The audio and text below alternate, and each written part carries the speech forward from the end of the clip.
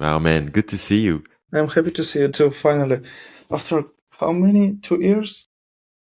Yeah, I think it's been 2 years. Yeah. You were building Logology. Yeah, that was some time ago then. Yeah. What are you up to, man? What is the thing that is keeping you busy right now? What is These days? Okay, I'm just focused on one product. It's my screenshot API. And it's partially my jail, my prison today. Because I had some small success with it. Yes, I have MRR, it's growing, and so I am focused only on it. And that's it. So nothing more. So it's a screenshot API. So can you tell us a bit more about it so we have some context? Yes, you give me an URL. Yes, and I just give you a screenshot of the website. And my main users, customers, are developers who need, who don't want to spend their time in building all this stuff. They just go with my solution and do. So they have more time to build their core features and focus on their business. Yes, for example, marketing agency. They can build a screenshot API. Yes, they can invest in that service sometime. Yeah. Yes, but they just go with me and hire me for $5, $10 per month, and that's it. So it's basically just like taking screenshots. What's the use case? Like, what's the most common use case? A lot of use cases. When I first built it, I didn't expect that so many use cases you can see people using it. For example, obvious use cases. For example, any directory with websites, yes, landing page directory, you will use screenshot API. It's simple, yes. But then you will have people using it, for example, for cold email outreach. They generate some videos of the website, of their prospect, of their lead. They make it engaging and they send a GIF animation.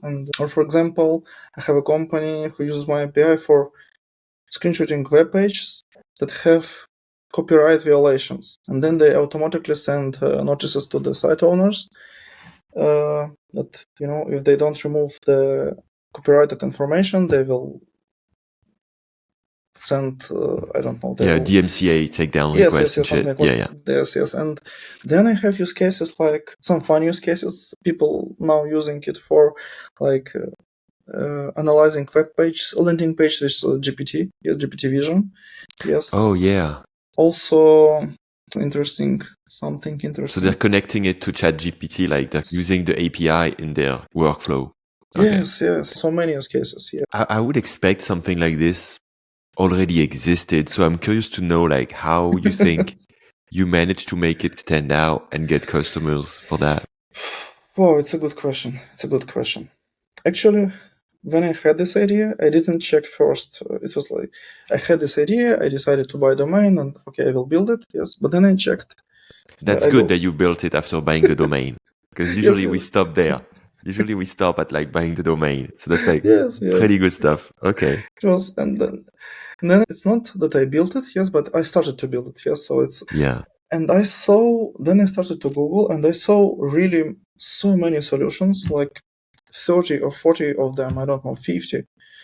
But I decided it was maybe too late. It was like 1 month. Yeah, you already started. Yes. And I thought, wow, it's too late. It's too late to quit. And even if I quit, I didn't have, let's say, better idea. Because before that, when I just came to Twitter, I tried to build some Twitter analytics tool. Everybody was building that, this this epoch of Twitter tools. But it didn't work for me because it was everybody is building it. I tried to build it and it didn't work for me. But I was a backend developer. I built APIs. I did it for 10 years. Yes, so I felt very professional in this area. I just said, okay, let's do API because it doesn't require from me UX, UI. It should be super simple for me from the technical I think that's awesome that you didn't stop because there was competitors. Because I think a lot of people think, oh, I have this idea. But it already exists. And so they quit and they don't even do it. And that's like an excuse. Because it doesn't really matter, right? It's really good that I had competitors because if I didn't have them, I don't know if it was like validated or not. It could have taken a lot of time, much more time. And why do you think people go with your solution instead of others? It's a good question. It's a good question. I think a few reasons. Like I'm talking a lot to my customers, and some came from me from my competitors, which was like for me one of the huge achievements. And I think quality would be an important reason why people choose me. Yes, performance, quality, all this stuff. Yes, and also I think I'm passionate enough about this kind of thing. I'm focused, and I try And to. Yes. is it maybe something that is you're very focused on just doing that, and maybe competitors are like doing so many things that it's confusing to customers, but you're just Yes. focusing on this simple thing? I actually talked to some of my competitors, and I really have only one really strong competitor who is also focused on doing the same. I really love them, and we chatted a lot, and I think we are the best solutions in the niche. Yes, but other competitors, they don't improve their APIs, they don't improve their sites, they don't add new features. So it's like these products are stagnating. Yes. Yeah, it's such a kind of like tiny product. Yes. And they just did a very simple solution and they forget about it. And maybe it can't make so much money, so they don't invest in it. Yes, but you're yes, indie, yes. you're alone, and you're passionate, so you can do something very cool, even though it's still pretty small. But like it's for you, it's big enough because like you're alone, you're indie, and so you can make something that stands out, that's really high quality, even if it's a very small product. Yes, exactly. Because, for example, let's talk about chatbots, support chats. Yes, it's really a competitive niche. It's not only every indie builds it. Yes, you have thousands of solutions in this market. Yeah. Yes, it's really hard to compete. And if you build, and for example, if I was in this niche of, let's say, support chatbots, and if I even innovated, build something new, really cool stuff, any of my competitors with a lot of money, developers, resources could just copy this stuff and beat me on this feature. But in my niche, I didn't know that when I started. Yes, but in my niche, I am lucky in some sense because nobody is interested in building screenshot API. Because it's like too small. Maybe yes, like the niche it's like it's big enough for you to be successful as yes, an indie, yes. but it's too small for like big competitors to jump in and try to really fight. Yes, That's interesting. I see that I can, for example, I see now that I can grow it to 10K MRR. Now I am at 5,600, yes. Close to 6,000 MRR. And I see that I can grow it to 10K, maybe 20K, yes. But I'm in the first position of Google now for screenshot API keyword.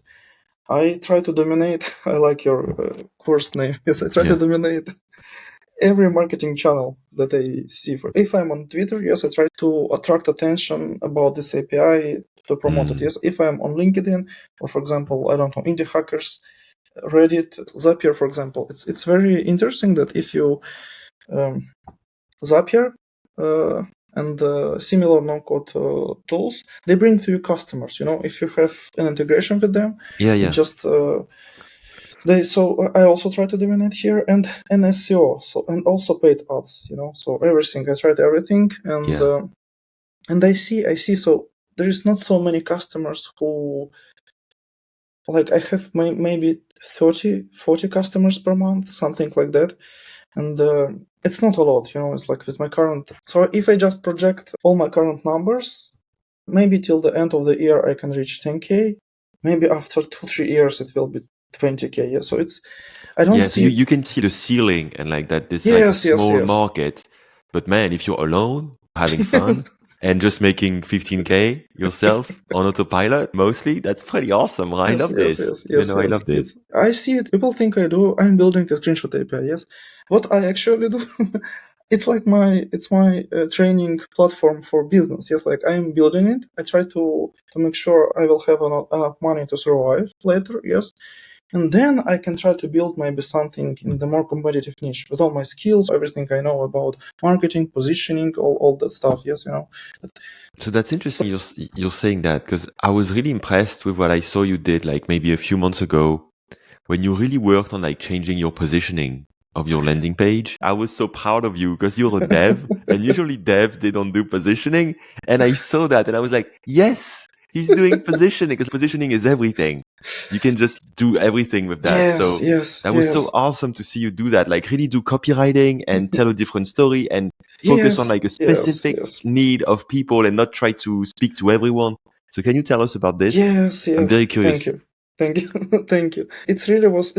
It didn't happen, like in one day, but it was.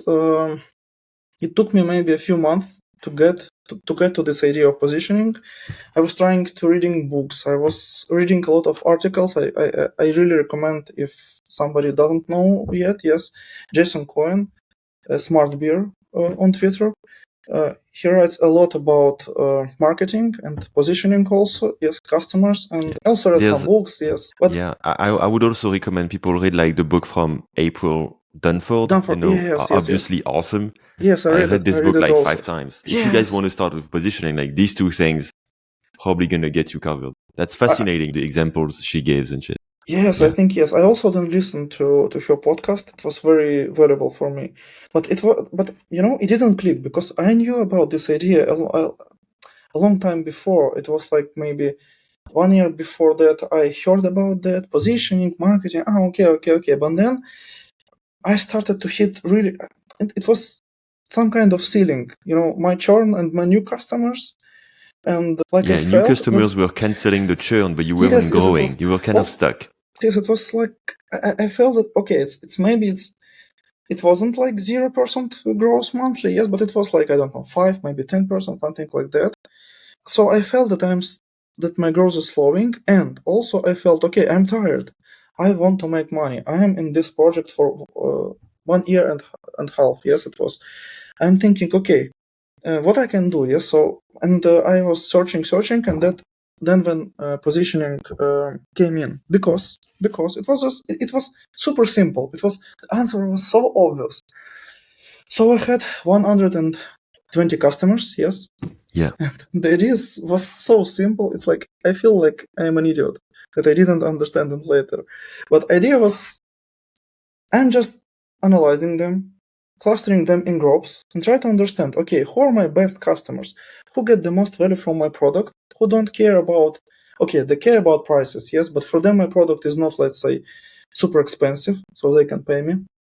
And who enjoy to work with me, who I enjoy work with them, Yeah, yes. you're really perfect customers, like the best ones, like Yes, the yes, 10 best ones or something. Yeah. it now sounds so obvious, like it's dumb to not think that way. Yes, but I realized that. So I analyzed these customers, and it turned out that these customers weren't indies, for example, because indie hackers, I really love them, and they give great feedback. They love my product too, but often they came to me. They don't buy higher plans. They build new projects every once, so they just churn. Yes, and Yeah. we can't build a long lasting relationships. Yes, but I had found some subset of companies, let's say size maybe from 10 to 20 employees. Yes, and they have, for Okay. example, 2-3 developers. They need to automate screenshotting. For example, as I said, yes, marketing agency. Yes, Okay. but since they have only 2 developers, yes, and their core business is marketing, for them building a solution like Screenshot API from scratch, it's really expensive because it takes, since I know now from my experience, yes, it can take 1 month to do it right, and Yeah. like with And then all you have corner to cases. maintain it. You have to maintain Yes, it and maintain it. update it. Yes. Imagine paying a developer, I don't know, for example, $3,000 per month to just build this service first, and then to maintain it, and then fix bugs in it, and so on. Yeah, Yes, okay. So these small yes. agencies, like medium-sized agencies, so you Let's say figured yes. out they were like your best customers. They loved it. They're buying the highest plans. Yes, So what did you but do? yes, but so it's when it gets complex because it's not that, for example, CEO of this agency searching for Screenshot API. No, I realized that I saw like my flow, how people how people are signing up and how they use my app. So it was for most of the cases, it was for these customers, for this type of customers, it was like developers sign up. then they try use my API, then they invite their manager, billing, somebody who can use the credit card, yes, and then they start using my API and so on. So I can't just position for these marketing agencies. I need to position eventually for developers, because because developers the developers will be I think we call it like the champions of your solution. They will champion the solution in their company. But it's never going to be the manager looking for it. It's always going to be the developer who needs it. 100%. So it's yes. So I need to build trust with developers. I need to speak to them, and also maybe when I don't know, maybe their manager or somebody who sign ups to my site and so on, they need probably to trust. Then they need to see that, I don't know, maybe my site is trustable. Yes, it's also an interesting topic, because we optimizing a lot of stuff on landing pages, but I don't know if we really know what works. Yes. And then I decided, okay, if my customers are developers, I can just stop, for example, promoting my solution for indie hackers, for, I don't know, marketers. No code. I had, for example, I had in my mind, like some kind of people, marketers who use no-code tools, yes, and I also promoted for them. I just said, no. I also chatted with Andrea Bossoni, the marketer, and eventually he advised me, you don't know if it works or not, you just try it for 3 months. If it works, okay, let's go. So I decided, okay, I position for developers, all my language. So you stopped chasing other people and just really focused on developers. Yes. Since developers know that I am the founder of the thing, yes, I want to be positioned also as an experienced developer. I want developers to trust me, yes. So I need to build some kind of brand around development, software engineering. So what I started to do for that, I completely rebuilt my landing page. I wrote a lot more about technical stuff, something that will resonate with developers more. Oh, interesting, yeah. More code examples, yes. Then I decided in my blog, I decided to write about technical stuff also, to build trust with developers, yes. Yeah, to show that you are thinking like an engineer and you're building very deep. And that's really interesting you say that, because like usually when we do a landing page, we try to make it as simple and accessible as possible. But since you figured out you were targeting developers, to build trust with them, you were like, I'm going to get technical. So that's very interesting insight. And then on Twitter, also on my blog, on onboarding, so that when developer came to my solution, they feel, okay, that's what they want. Yes, so something like that. How did it feel for you when you started making that change? Because I remember I think you were pretty scared. You're deciding to stop talking to a bunch of people because you're focusing on one person. So it's one of the challenges of this journey of entrepreneurship. It's every time you grow to some point, you feel that, okay, like it's pretty scary to change things, because, okay, now I have some kind of MRR. It was 4,000. It was 4,000K MRR, 4,000 MRR. Yes. 4K, yeah. Yes, 4K. It's 4,000K. It's in the next episode. Yeah. It was 4K MRR, and it was like, okay, I have some win. It's very good. It's going well. And if I change that, I might lose everything, yes. So it was like a leap of faith, I think, because what can be the worst outcome? Yes, it doesn't work, and I will just rebuild it again. I will try to rebuild it again. But if it works, I might grow faster. Yes, and maybe 2 things that helped me. It was Andrea Bossoni recommendation. Just try it for 3 months and see if it works. Yes. Yeah. And also, I read one interesting article from Jason Cohen. It has a lot of details and explanation, but actually what you said, yes, that no matter how hard you try to niche down, you anyway people who are in the closed niches, the people, let's say not your target profile, but close to it, they will also can use your product. I noticed the same, yeah. Yes. So it's like, for me it was, okay, maybe I can figure it out later. So I changed that. Okay, so you tried. So you gave it a try, and so what happened? So what I saw a lot of a lot of people just telling me that they love my product. It's so good. It's built for them. And I see signups now but it was like 20 customers per month. Now it's 30. Yes, but like all the numbers are improving. And okay, so you started seeing an improvement after 1 month or something. You started seeing. Yes. It's really hard to tell. Yes. One problem here that it's a lot of things. I'm changing a lot of things, a lot of stuff. Yes, I'm not 100% sure that only this thing helped me. I want to say that even if it didn't work, or even if it doesn't work and I don't know it, yes, for example, some another factor improves my growth, yes. Anyway, I have so much clarity now. It's so much easier for me to write. I know what to write. I know how to market it. Yeah, I know. exactly. I Yes, think like once you found who you're talking to, so like you need to do like the positioning exercise using the resources we talked about earlier Yes. to like figure this out. But once you figure out who your best customer is, it makes your life so much easier because you stop hesitating. And that's like such a relief, and you can get so much more done because you're like, it's easy to prioritize features, you know? Yeah, Because like if you're targeting marketing agencies, maybe you're gonna try to build something like more like a WYSIWYG or like a non-developer way of doing screenshots. If you're focusing on developers, no, I'm just gonna do it for developers, and you don't have to worry about this. Just an example. And then when you write your content, the type of blog posts you write, the tweets you make, everything you do, you think of developer first and or whatever customer you're targeting. And that makes things, for example, my Twitter course, I was very niche. I was like, this is to help you get awareness for your personal brand and then grow sales of your startup. That's like very precise. But you know, this helped me be very clear, have a lot of credibility. And then because I was myself a startup founder and done it, and then other people like still thought, oh, this looks awesome, even though they're not building startups. And once you know who you're talking to and your positioning, you can like kind of like breathe again, and you're like, okay, I know what to do now. All of these decisions are kind of like easy to make. Yeah, but like once you know who you're talking to, now that you know I'm targeting developers, well, you know where to go, you know where to find them, you know. Yes. Maybe you're going to go like reply to things on Stack Overflow. Maybe you're going to go on Reddit. Maybe you're going to go to specific places where they hang out. So that's way easier to make these decisions. Also, you're not going to go on TikTok. Yes, exactly. I don't want to go. Some people say me, oh, go to do some cold email outreach, for example. Yes. But I think, okay, you know, I will cold outreach developers. Developers hate it. Developers hate that. We hate this shit. We don't want that. Fuck your marketing. If you're targeting marketers, they will be accepting and be like, yeah, nice cold email. And they might be interested. You send that to a developer, he's going to mark you as spam. He's going to DDoS your website. He's going to try to kill you, man. Don't do this.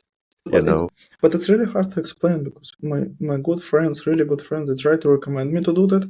But I know from my positioning, like I know that, okay, developers, GitHub, Reddit, maybe some indie hackers, Twitter, and Google. Okay, that's it for me. You know that YouTube, also YouTube, yes, but I didn't try it yet. Yeah. It just feels like a lot of time to invest in that. Maybe I will hire somebody to translate my post into video, something like that, yes. But so what I wanted to say that it's really it becomes 100% easier to do like everything in the product. And it sounds funny, but yes, positioning is everything. It's how you speak, it's your pricing also, it's your onboarding process, it's your product features. It's interesting. You're talking about marketing channels. And I saw that you were taking a Twitter break or something, and now you're like on LinkedIn, which is actually weird with what you just said, because developers, they don't like LinkedIn. I'm actually curious about this. Don't take it seriously, because like on Twitter, I felt I was writing daily on Twitter, posting daily, and I felt like that my writing became a little bit boring. I don't like it myself. If I don't like it myself, I know, yeah, it happened to me after a while. Like I was bored with my shit, and that's not a good feeling. Yeah. When you feel like you're repeating yourself, like no, it doesn't feel good. I think it's much better to just stop, because people I will agree, feel I it. agree, You know, yeah. people feel everything. You, especially on Twitter, people are so smart. They feel everything. They know everything. They understand everything. You can only be honest. You know, it's like you can't trick people. You can't lie and so on. So I felt that I also felt a little bit tired. I was building this product, Screenshot One, my API, yes, and I felt okay. I need to make this 5K MRR. It was beginning of the March. It was 4,300. Yeah. And I was thinking, okay, I need to focus. I need to do something. Because Twitter also consumes a lot of time. So I take a break. So I took a break from Twitter. But this habit of writing, it's really hard to break it for me. So I continued to write daily. But then I realized, okay, I want some feedback. I want somehow to, if I write something good or not, something. So I decided I will post it on LinkedIn. Nice. So it's not. So on LinkedIn, I am not for developers, I think.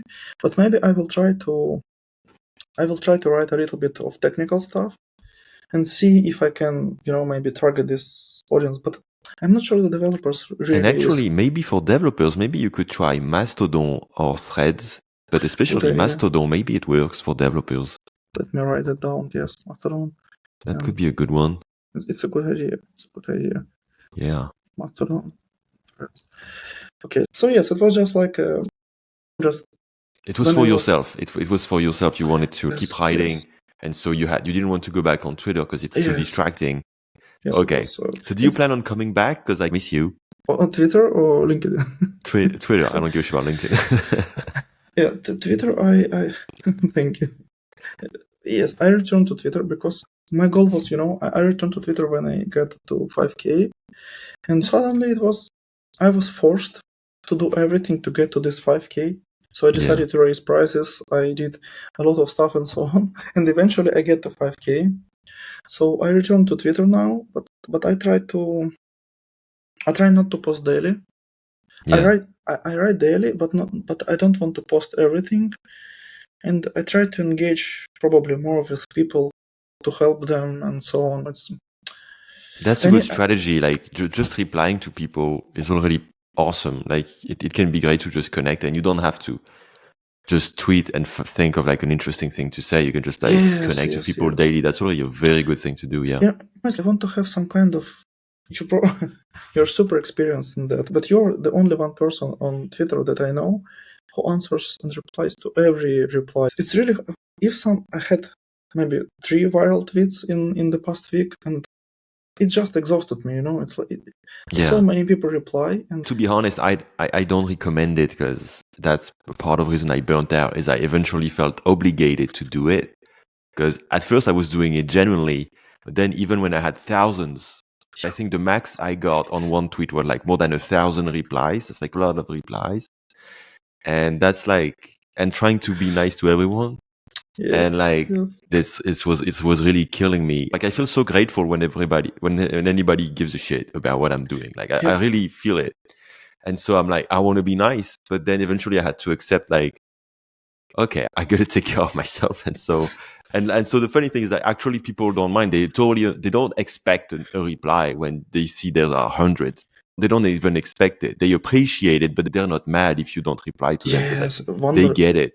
Yeah, I tried recently something like for the past week, and now I write a post, something that really in my head now that concerns me. Yes, like I want to speak with people. People reply, and I don't post on the next day something new. I just reply to every. Yeah, exactly. Yeah. The next couple of days you can just reply. Yeah. Yes. And it seems for me such a balanced approach to this kind of engagement. So it will probably be like maybe 2 posts per week. Yes, but I will really engage with people. I will build like relationships. And actually, the new Twitter algorithm is cool with that. You don't need to do it every day as you used to, because like it's really focused on like, is this tweet interesting? No matter the context. Like so, yes. It's as long as you're a bit active and engaging with a few people like weekly and just like being active on the platform when you tweet something. You don't have to tweet every day. I mean, so I think it's healthier. Actually, the new algorithm is healthier. People say that people said that in the past that if you take a break, then your engagement sucks. I took a break, and the next I wasn't on Twitter for 2 weeks, and the first post that I wrote was like something like, I don't know, 300 likes. One, I don't know, 100,000. Yeah, I had a similar thing. Taking breaks isn't as bad as it used to be. Yeah. Yes. Yeah. I like this kind of algorithm because it allows me to be. It's like more about relationships, about valuable stuff than about being on the feet of the people. Yeah, every day. exactly. It feels way better. Like we can take it easier, actually. It's more brutal though. Like most tweets are gonna get very shit engagement now, and sometimes you're gonna get huge. And it used to be like you could have like a better average engagement on every tweet, more like evenly spread out. Yes, and now you can have very, very low performing tweets and then very big one. But it's actually better because it's like if it's not interesting, like if people are interested, you can just like forget about it, and it's okay. And it's the same on other social platforms, it seems now. Like I know that Threads, because I really like Threads, I started using it like randomly, and now I have like only like 100 followers, but it's awesome because I get like a lot of actual very meaningful engagement and conversations, and I can feel, and Andrea Bossoni that you talked about earlier, he feels the same way, and we're like really enjoying it. And I feel like in the next 6 months to 1 year, Threads might become way bigger because like you can feel like the really nice vibe that they used to be on Twitter 3 years ago, and it's very healthy. And what I was getting at is that the engineers at Threads are saying that they're building it purposefully to make something that is healthier. You know, something where like you don't have to go every day. You can just go like 10 minutes a day or something, and it doesn't have to become addictive. And they're actually purposefully building the algorithm so it's more like a normal algorithm of just showing you everything and not having too many trending or viral posts. And at least that's what they said that like they're trying to do that. So I think that might be a new trend, and that's pretty interesting to see, you know, how we can have like a healthier relationship to social media. Also, what I love in Threads, that I probably can reuse my writings, my content from Twitter to Threads a little bit. Maybe probably need to change them a little bit for LinkedIn too. Yes. So I will try it. Yeah, you never know. Like it was surprising to me that it worked better than I thought. So yeah, but maybe Mastodon. Oh yeah, and they said they will interoperate with the Fediverse and Mastodon and shit. Like they will be compatible. And they just shipped it recently. They're like working on it. So that might be a really interesting thing. Wow, that's cool. That's cool. I love how like you said wow, because you're a developer. So wow, they're gonna interoperate with the Fediverse, which is the thing I literally personally really don't give a shit about. But like, it's like I knew you would like it. So like yes, so funny. Oh wow. Yeah. No, but also so from the marketing perspective, let's say, yes. That's really cool. That's really cool. If I can do less stuff, yes, to promote my content, it would be really cool. You're right. Now, before continuing our awesome conversation, let me take a minute to talk about this week's sponsor. Don't skip. I know you hate advertising. I hate it too. Everybody with common sense does. You know, it's just like the most human thing. But this week, I have something awesome. And it's not even about the product, but the story that I'm about to tell you.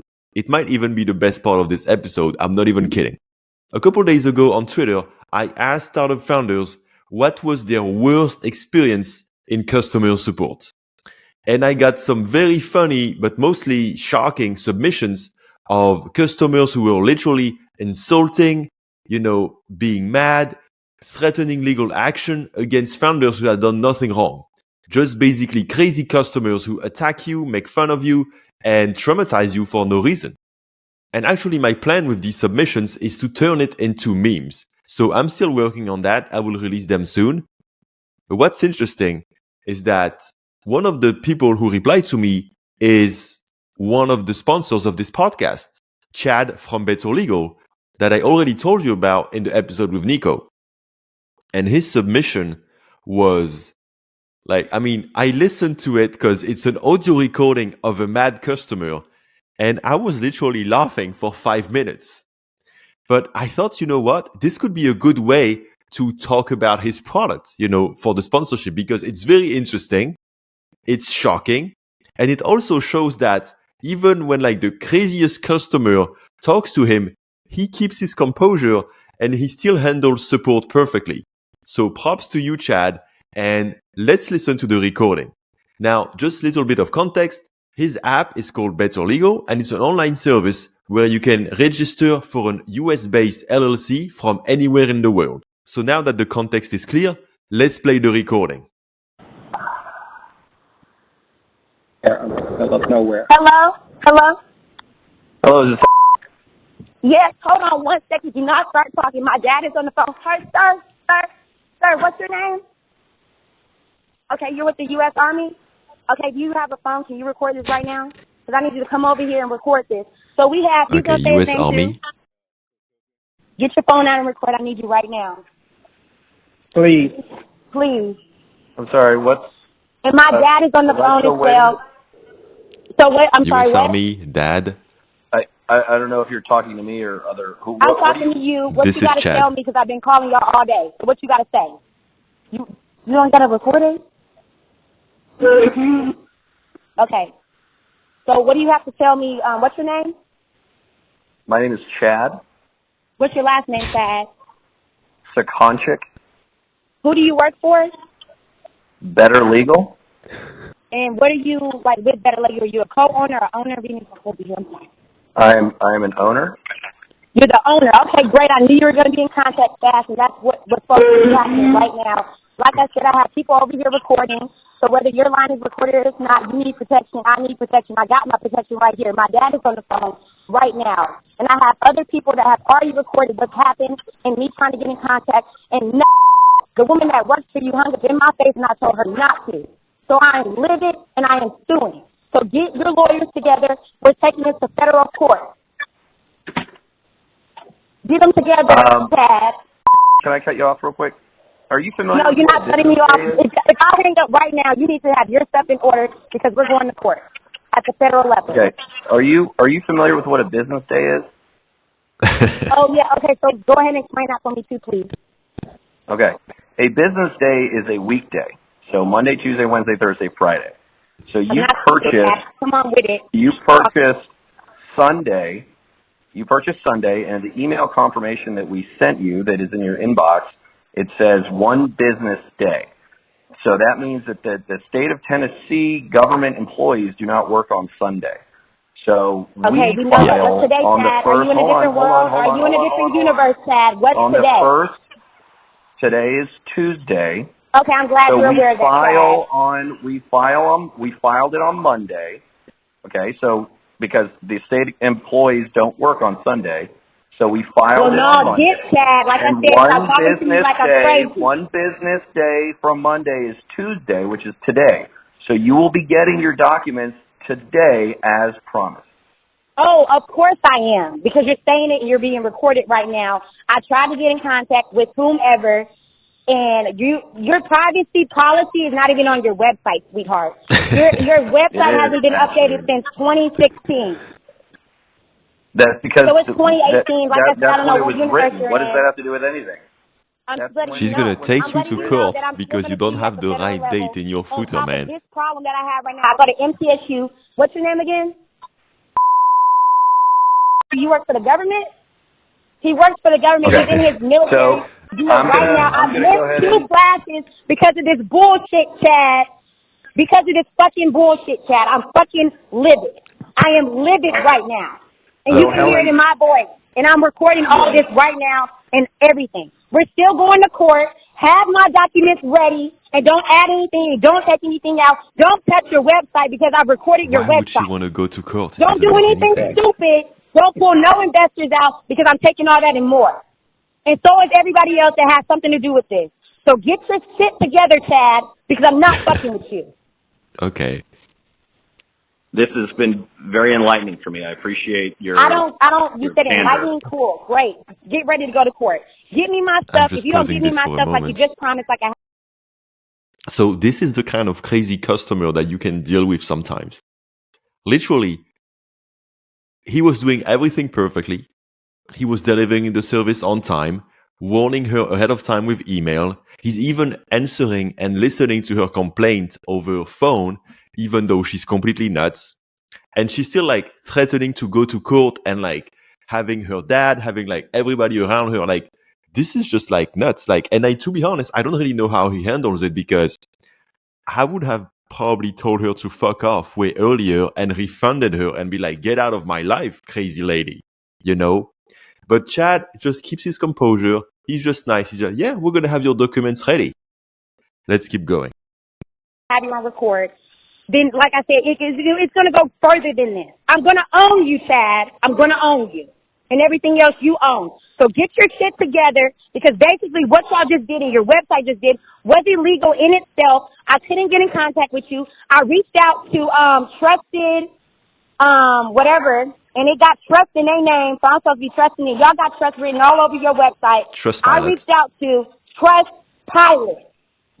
You have a subscription with them. You're on their platform. I reached out to them, and guess what?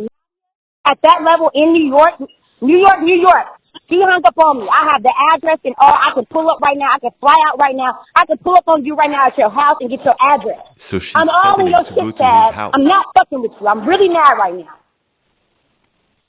I'm really fucking mad. I'm going to stop cussing, because everything's going to work out. It's weighing itself, just like I'm on the phone with you, and I was expecting your call anyways, and I have somebody recording it. So you're the owner, Chad. Get it together. You're going to want to give me some money to get me to shut up, and I'll figure out if I want to shut up or not. Okay, threatening. Okay, so we're going to to deliver. Oh, I'm sorry. I thought you were done.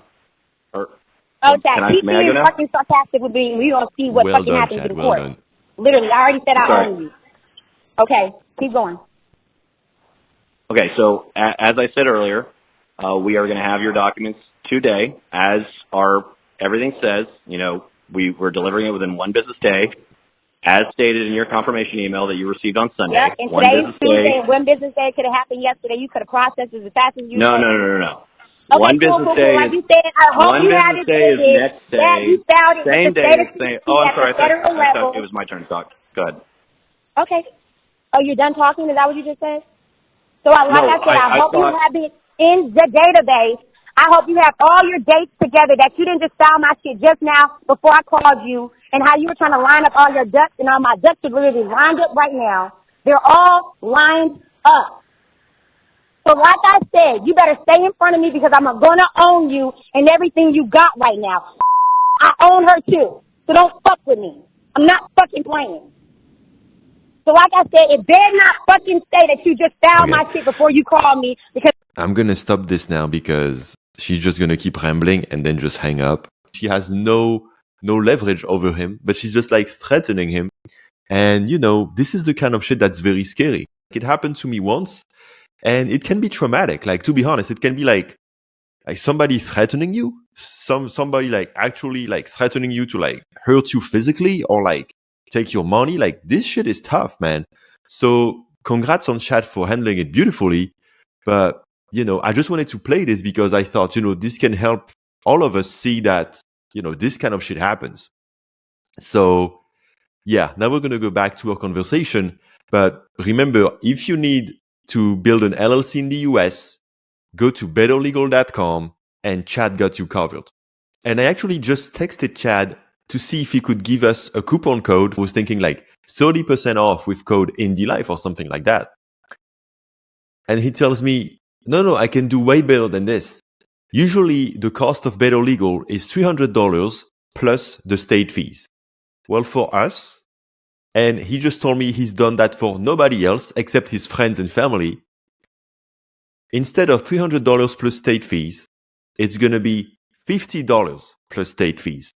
And I was like, dude, like, are you crazy? Like, you're literally going to not make any money. Like, what's the point? And he told me, no.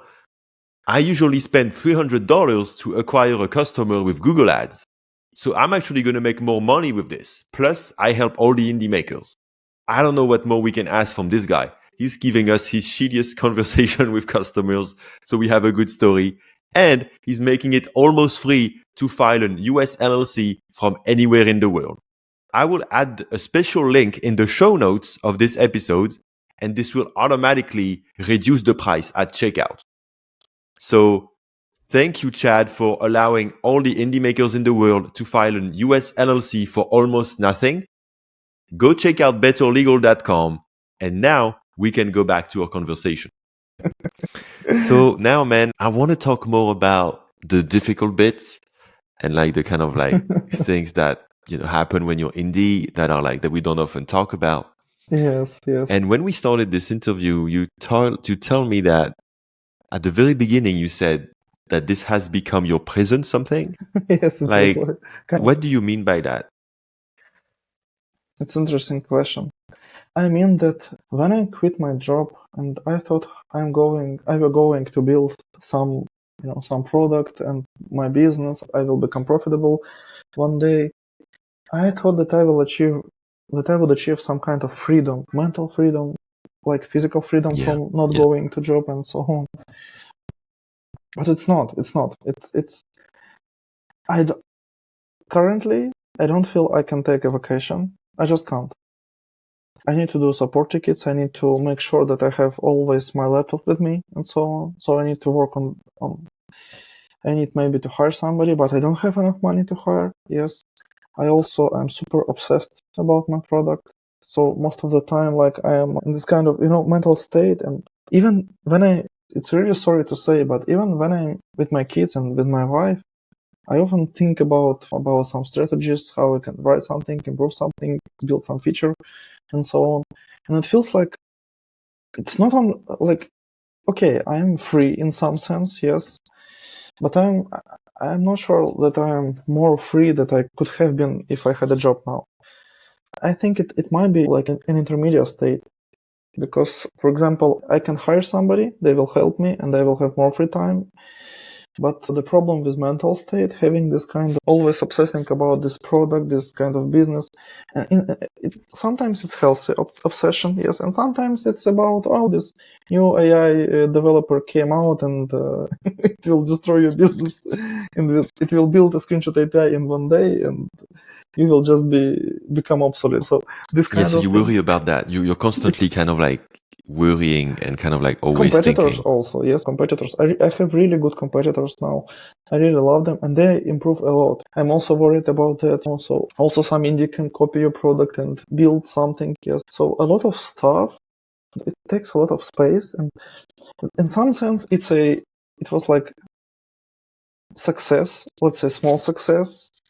So I have these customers, and it's growing and so on. But now I am like in this prison of, I can't just quit it. I need to build it. I need to improve it. I need to deliver to my customers, build features every day, support tickets, and so on. And for example, I could quit my job, but quitting this stuff is not easy. It's not like just, okay, bye. I'm Why finishing. not? Actually, that's a good question. Why not? Two reasons. Yes, one of the reasons is that it's not easy to sell this kind of product, but I already have kind of a proposition, not an offer, yes, but we were talking about selling. And the second reason is because if I sell it, I'm not sure that I can build something again that will bring money. And this reason is more, okay, I can sell this project. Let's say I will sell it for, I don't know, 100K, 200K, let's say maybe, 250K.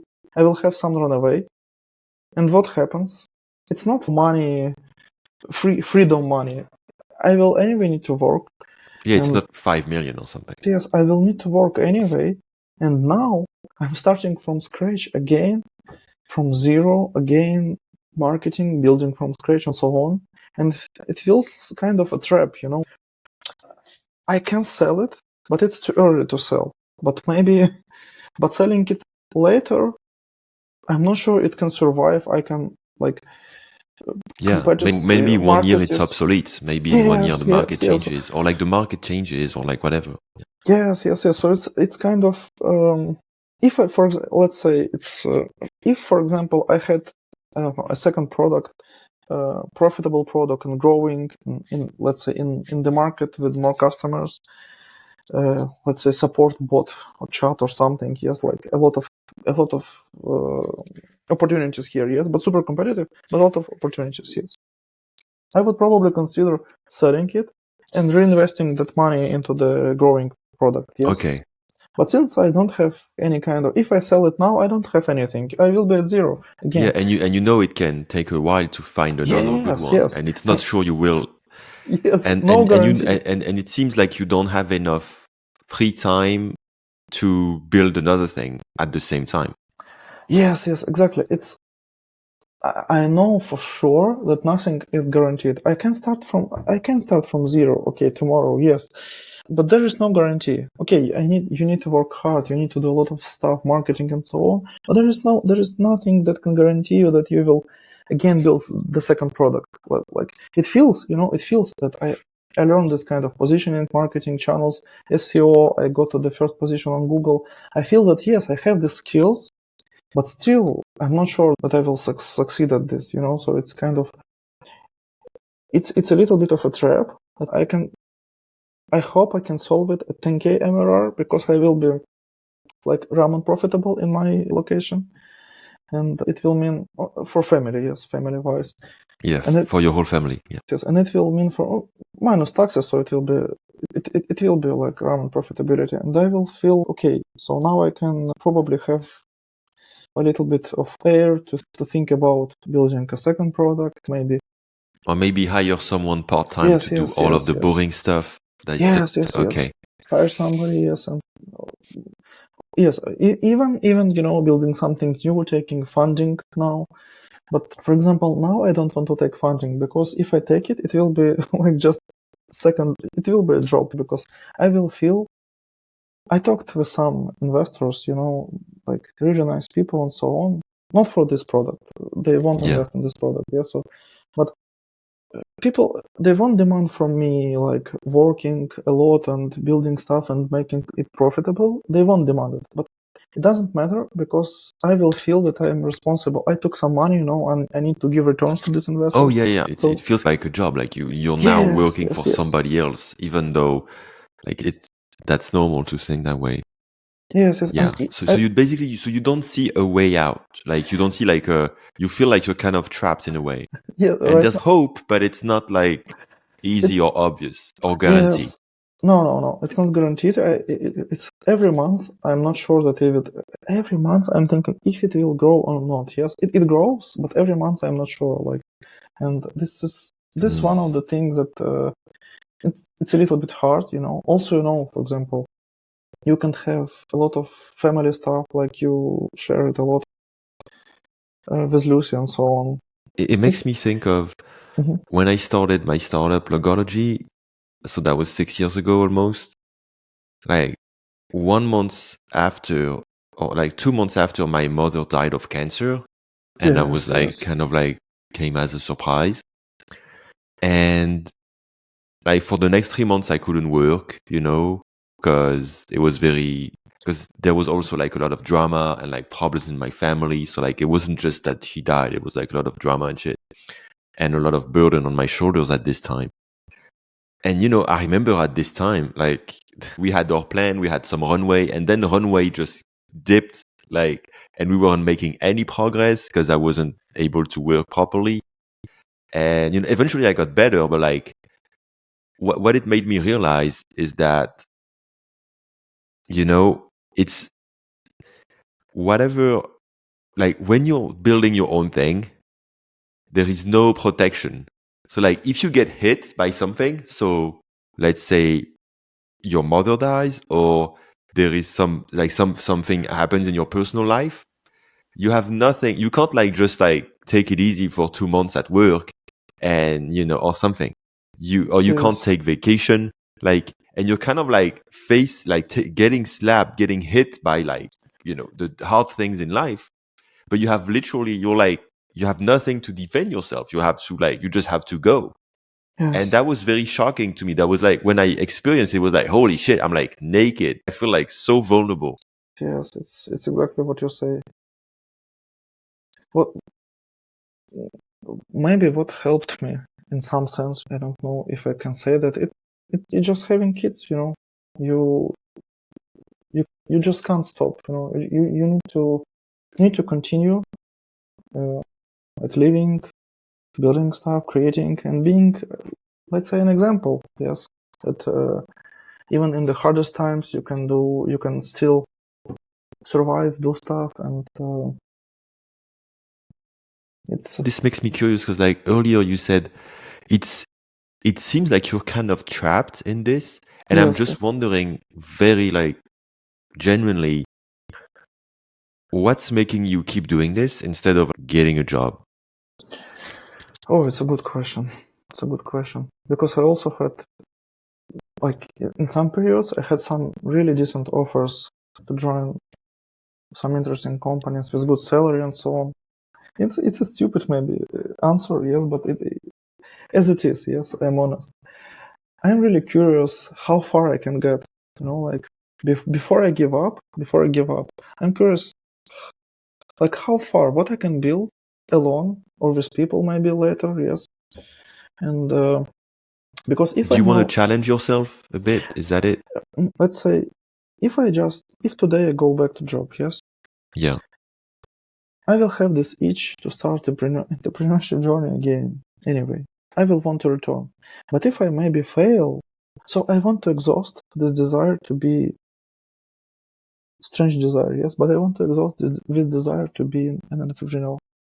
If I You want to go to the bottom of it. You want to go like you want to really go all the way. Like 'cause that's kind of yes. like what I did, eventually until I completely burned out and crashed. But like at least I had went kind of all the way, so I really know what you're saying. Yes. Until I burn out, until I crash, until I fail, or until I win. Yes, Or hopefully not, or until you make millions. There are other ways. But like yes, it also yes.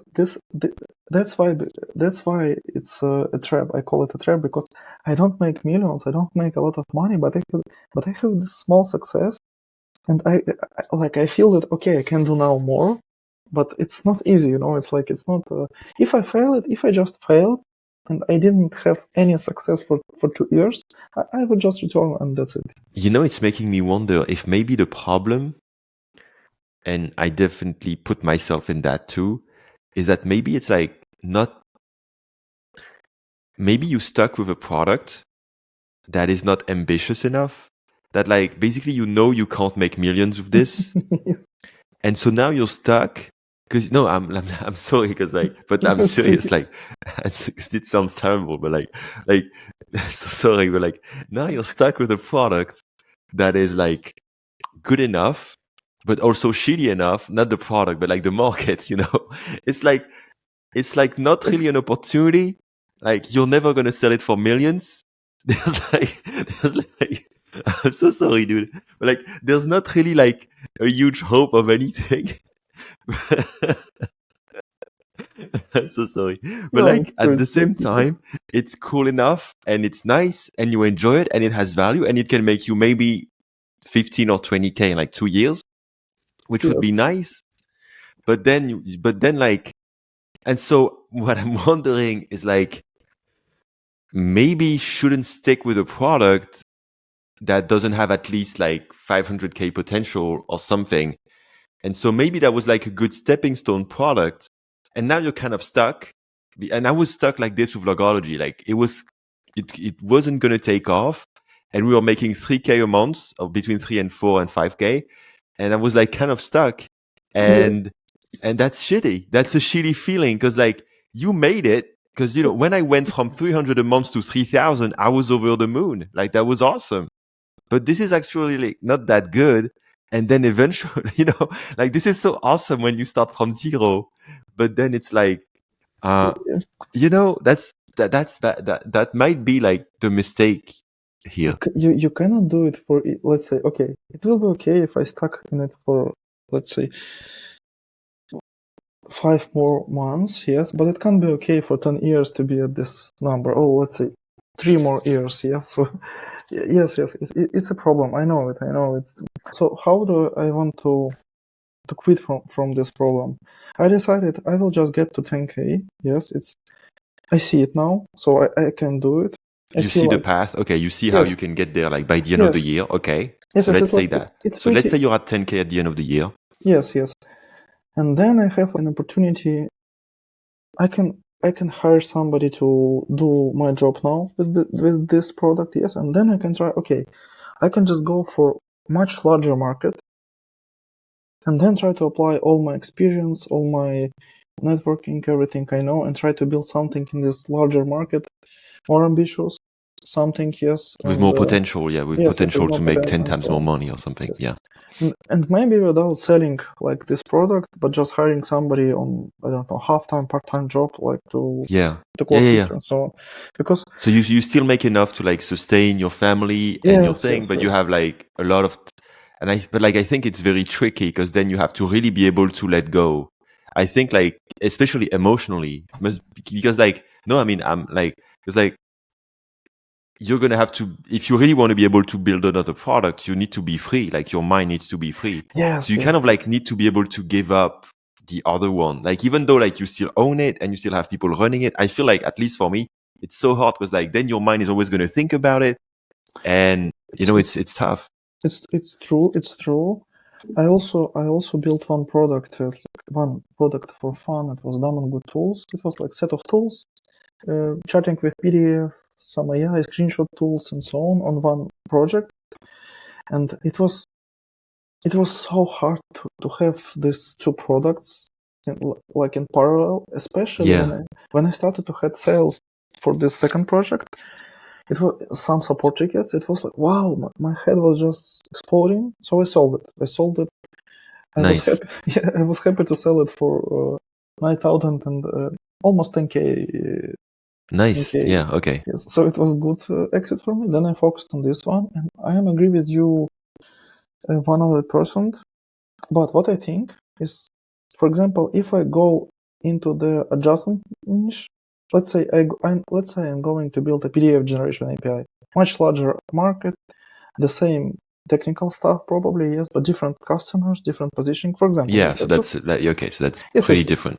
So it's or for example, I have customers who asked me they wanted some kind of scraping with structured data from the website. You give me the URL, I give you features, pricing, but in JSON. So it's super simple to build today, yes, but I can build this product. It can be, I need to check it, but it can be it might have much bigger potential, yes. But I can also upsell it to my current customers of Screenshot One. If it's related niche, yes, and related products, I probably can keep them. Probably, I'm not sure. Yes, but if it's absolutely unrelated stuff, I agree with you. It's no doubt. I tried it. It doesn't work. It's like it's very tough, and it's kind of like reminds me of what we said about positioning. That like, if you don't know who you're talking to, you're gonna have a bad time because you're always thinking of like many things. You don't have clarity, and I feel like it's the same. Like when you're like for example, a big reason I was burning out is I was both trying to grow on Twitter, talk about Twitter courses and sell that, and coding my logo platform like this, which is completely unrelated. And this was killing me because like you every day I try to do both. Like my thing was like 4 hours of Twitter in the morning and 4 hours of logology in the afternoon, and I never almost could do it because it's also different parts of the brain. So it's so hard to switch context and focus. And so like that's so. And I think like somebody like Tony Din, who did Black Magic and who does now, is it like Typing Mind, his thing? Yes, it's Typing Mind. Yeah, okay, Typing Mind for AI. And he has multiple products, but it seems like, and Peter Level seems to be doing the same. It's like they're just doing one at once. They're just focusing on one at once. And then when they're doing one, the other one is just like on the back burner. They don't do anything with it. They just like leave it. And, and at least that's what I said about, maybe giving up kind of like your Screenshot API. I mean, at least mentally, if you want to build something else. Because like, for example, right now myself, I'm like, okay, what should I do? Should I build a startup? Should I focus on this podcast? Should I focus on Twitter? Like, this is very, very quickly becoming too much. And so I'm losing productivity and happiness. And so I'm like, I'm focusing on this podcast now. This is my number one thing, is this podcast. The next 6 months, I'm doing this podcast. Try to get to 1,000, 2,000, subscribers. This is literally like, I decided that because I'm enjoying it. I see potential. People seem to be loving it. So like, I'm doing that. I'm doing this podcast now. And then once I'm done for like doing the podcast for the week, I can write some tweets. I can do some memes. I can think of building things. But like, if you don't have a clear priority, this is driving me insane, like not to have like a priority. No, I'm with you. I don't believe in, let's say, this small bets approach that we're talking about a lot on our community. I really love that, but I think one of the misinterpretations of this approach is like building everything in parallel. It's just impossible. I think the idea is like trying small things, and then once something sticks, then you invest in it. Yes. But it's not about It's not about doing 5 things in parallel. Like, yes. I don't think it works for anybody. It's I very think- tough. I think Jason Cohen said it really clearly. I like it. It resonates with me. Like, when you want to get rich, you focus. Once you're rich, you diversify. Awesome. That's awesome. It's Yeah. like we don't build 10 products to become rich. We build something, I don't know. We focus on something. We made it, I don't know, top anything what we do. We make money with it, and then we, I don't know, diversify with stocks, more companies, more products, and so on. Yeah. Once we reach some level. So for me, currently, this next level, being rich is 10K MRR. It's like, it's not rich, yes, but it's the level when I think I can allow myself a little bit, of space and thinking, okay, I can't grow this stuff to 100K MRR. Yes, it's impossible. It's possible, yes, but 10 years, 20 years, it's a long period of time. Yeah. So something like that, yes. Awesome, man.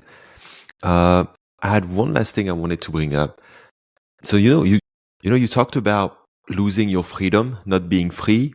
Yes. And when that happened to me when I burn out, it's because I was feeling completely not free. And that is kind of like shocking to think, oh wow, I'm not free, even though I am my own boss, I take my own decisions. Yes. And when I had a job for 8 months, I felt actually more freedom because I had more time off. I didn't worry about money. I had paid vacation. That was so easy. And you know what it made me think? It made me think that we're using the wrong word. Like literally, like it's not freedom that we have. It's autonomy, you know? Yes. And I feel like this is the difference. Like yes, we don't get freedom. Like when I talked about it with Nico in one of the last episodes, he told me, and I agree with him, the only way to have real freedom is to make a big exit. Like we said earlier, like you just sell something, you make a lot of money, then you have real freedom. But until then, you don't have more freedom than a job. You probably have less. But you have way more autonomy. You can do whatever you want. You have responsibility, you have autonomy, and that feels awesome. But you don't have freedom. You know what I mean? Yes. It resonates with me a lot. I have kind of a post in my mind that I want to write, but I just don't have all the parts of it. And it perfectly hits the base. Because I was thinking why I quit all my jobs in the past. Like what I didn't like, yes. And what I like now. Like why I don't quit my current job, let's say, yes. And it was that. It was autonomous, yes, being autonomous. In what sense? It's a perfect word because I didn't think about being autonomous. I was thinking, just today I was walking and thinking, okay, what I wanted in my jobs, I wanted to be able, if I want, to go to marketing, to talk to customers, to go to, I don't know, to CEO of the company, to talk with him. Or sometimes, if I want to build something or to do something, to take decision, take responsibility and do it, yes. But it was always impossible because some manager didn't want it or was bad or so on. Because business has its strategy, direction. The leader, the CEO of the company, founder, yes, have their thoughts how to do the stuff, yes. And so I can imagine myself probably working for somebody, but just with really, like, with having so much, how to say it right, autonomy, Autonomy, yes. It's a good word. Like having an opportunity to have impact on a lot of stuff, and not just impact on a lot of stuff, but sometimes having the impact the way you see it, like making your own mistakes. Yes. And being, because I feel like the last job I had, like my recovery job, as I call it, was awesome because they gave me so much responsibility. But at the end of the day, I don't know, it didn't feel like if I failed, I would pay the same price. Or if I was right, I would get the same, upsell, yeah. And so, upside, yeah. And so there's this weird thing where like, there's like a buffer between you and reality. And so it doesn't feel as, intense. It's not like you fail, you die, and you win, you're like rich and famous. It's like you fail, it's okay. You win, oh, it's cool. It's like the intensity is like this, but when you're like on your own, it's like this. Maybe that's the answer also, it's we can rationalize everything, we can explain everything, but maybe the real reason we're just addicted. It's just emotions you get, the lifestyle, like it's That might be a good word, because I feel more alive, which sounds like an addict thing to say. Like, I feel more alive when I'm in this risk, when I'm like risking my money. Like, it really has something to it, man. It's like, but but like the flip side of it, we could see it differently. We can also imagine that this way of living is the normal way of living, and that people who have a job are actually kind of like, sleeping and kind of like not connected to reality. And so this intense feeling is maybe the normal one. Like, I think the two ways of seeing it can be right in a way, Yes, but now, maybe a year ago, maybe 2 years ago, I was thinking, working at a job, it sucks. It's so bad, everybody should be an entrepreneur. But today I have more balanced position. Once I realized all the risks I take, how... Oh yeah, it seems so. Sometimes it seems so impossible. Anyway, now I'm like, yeah, no, I mean, sometimes you just need to take a job. You don't have a choice. Like, yes, just take a job, enjoy it. I don't know. When you have a job, really enjoy all the benefits it gives you. Yes, for example, you can take vacation. You can just quit the job after 6 o'clock and forget about it. You don't need to. Wow, I have, for example, in my case, I have this, uptime monitor, and it's calling me on my phone at 2 a.m. After midnight, yes. And I need to fix something in my API because people rely on my API and their business rely on this. If it was my job, probably somebody could support me. Yes. So, yeah. But I'm currently thinking about this as like it's probably my failure that I couldn't build. I need to find a way to build this kind of lifestyle I want, Yeah, that's a really good point, because like when I burn out, it's because everything was depending on so much work I was doing. Everything was depending on me always being on Twitter every day, getting sales, talking to people. And that is a lot of pressure. For example, if you need to wake up at 2 a.m. in the morning to fix things, that's a bad thing. And if I needed to be on Twitter every day, that's a bad thing. We should be able to build processes and automation so that... I quit Twitter for 2 weeks now. I took a break, yes, and I still had sales. And my SEO strategy worked. So I realized, okay, I built something great that works in SEO. I can just document my process, and now I can hire somebody who can do this stuff for me. Yeah. And so the same it will take some time for me to get, because I think that, what I don't want to do? I don't want to get funding. I don't want to hire people. I don't want to do anything just because everybody says I need to do it. Yes, I want to feel that I really need to hire. I'm the same, yeah. Yes, I really need... If I need funding, I will take it, yes, but not just, Dima, Metro, just take funding, grow it, hire people, and so on. Okay, if it was so easy just to follow steps, probably everybody would be successful. That's what I noticed about my desire to build things myself, is that I don't want to make the mistake of somebody else. I hate that. Like, do this thing, and you do it and you fail. Like, it's the worst feeling in the world. But if it's your idea, your shitty idea, and you fail, you learn something, and you kind of like move on. But like, doing the mistake of somebody else, it's the worst feeling ever. It's worst feeling, and I think it's also a little bit, let's say, stupid in some sense. I think because if you take decision, let's say, for example, hiring somebody just because somebody advised you to hire and you fail, you probably, the only lesson you can learn, you don't need to take any advice. That was the lesson. But if you have some context, some history of your thinking, why do you want to hire? You get here because you want to build some lifestyle, yes, take vacations, and you want some processes. If you fail, you need to adjust something, you need to change something and try again, and you know what to try again. Because you have a goal, you have a reason for doing it, and it's not just like following advice blindly, not for no clear purpose.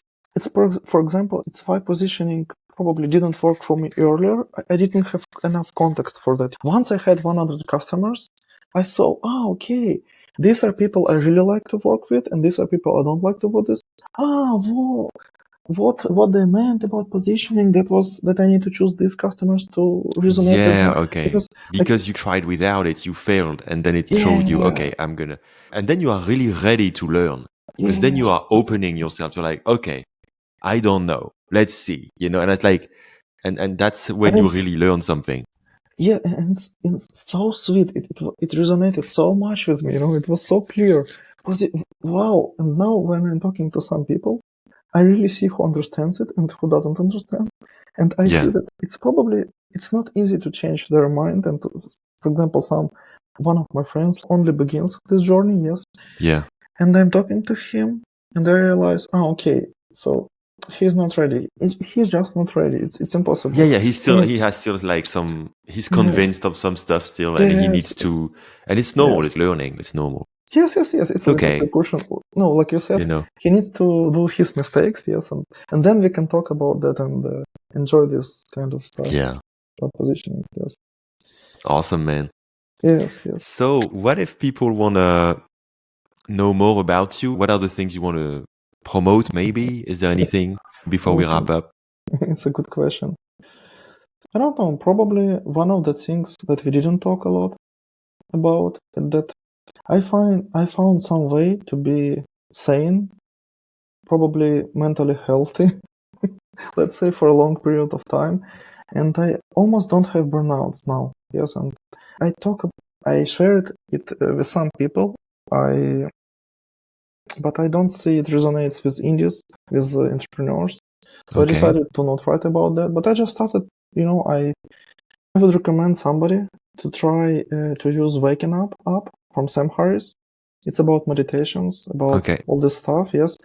And it's a little bit different from all the kind of meditations and stuff we can find. Like there is a lot of apps, Headspace and so on. But he has really rational explanations how to use it, how it can help you. And it's much, much deeper. Maybe it can work for somebody else, yes, but it gave me a different perspective on the life and on what I do.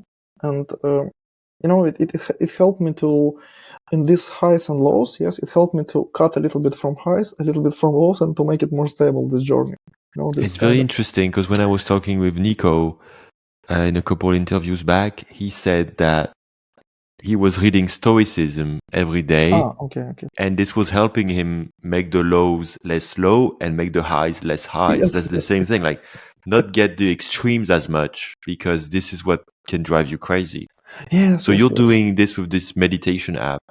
Let's say yes. It's a lot of stuff actually, about free will, about not having free will, about like how our thoughts working, ourselves, and so on. Yes, and it helps to realize that we're just, it's this kind of journey, this kind of movie we are watching, and we can also enjoy bad and good, and like we can decide if we want to live through it and to not live through it. It's probably the thing that I don't write on Twitter a lot about it, because I don't see it resonating with people. But I see a lot of people on Twitter complaining about burning out and having bad days and so on, and I want to recommend it. But it's kind of stuff that people need to arrive to it, For example, if Stoicism works for you, use Stoicism. If meditations work for you, use meditations, yes. But this kind of specific approach from Sam Harris, I really did like it. It's like... Everything I tried before, it didn't work. But with him, it just worked, and so on. Yeah, I'll put a link to that in the show notes so people can try it. So where can people find you? So on Twitter, you're back now, and then your website, what's your stuff? Yes, I have a website. It's like dmitrokrason.com. Yes, I post almost everything I write. I post on it. Yes, I also have a newsletter, newsletter.dmitro.krason.com. Yes, and yes, Twitter. And like Twitter is for thinking, for chatting with people, and newsletter and my personal site is just like my daily writing, something. Yeah, like okay. So, and then you have your screenshot API, yes, and obviously. API, yes, of course. Okay. And so what's the name? What's the exact name where people? What's the screenshot1.com? Yeah, okay, screenshot1. Awesome. So if I can help anybody to, I don't know, something with this stuff, I would be happy. And yeah, so people can like send you a DM on Twitter or like contact you through your website. I think I need to publish probably my email or something because I closed DMs because of a lot of spam. Yeah. I recently closed it. But anyway, super people great. can ping you. Maybe can people ping you on Twitter, like, you know? And Yes, just be yes, like, of hey, course, yes. you know, Super and then you open. will respond. Yeah, cool. SEO, I don't know, numbers, positioning, marketing, everything I know, I will share, no problem. Even if somebody wants to build a copycat of my product, I will help them, no problem. Okay, yeah, okay. This is very nice of you. Okay, cool. It's kind of an exercise. You know, so. That's a good way. That's a good way of like closing this. So if you guys want to build a copycat of his moderately successful product, can we say, like, if you guys want to build a product that has no hope of making millions but can still make a couple thousands, then you can ask Dimitro. He will help you out. You know. Yes, I really have a guide, you know, how to build it. So, okay, and thank you for I'm finally really happy to see you, to chat with you, and yeah, that's so awesome, man. We've been like interacting for so long. That's so cool to meet you too. Yeah, that was awesome. Let's do it once again. I don't know. Maybe I will be in France someday. I don't know. We will. Yeah, definitely. Yeah. I can easily go to Paris or something, and that would be awesome. So, okay. Thank you. Cool, man. Cheers. Bye. Bye.